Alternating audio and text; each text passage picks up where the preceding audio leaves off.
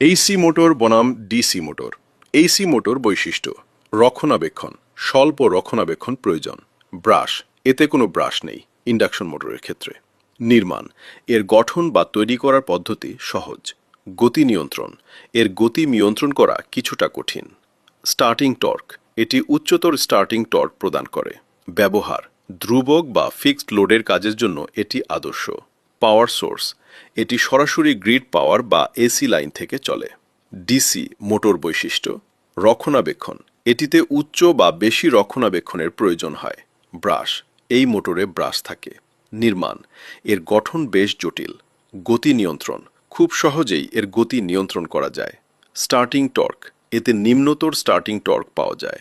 ব্যবহার: যেসব কাজে বারবার গতি পরিবর্তন করতে হয় সেখানে এটি আদর্শ। পাওয়ার সোর্স, এটি ডিসি পাওয়ার বা রেকটিফায়ার এসি টু ডিসি থেকে চলে।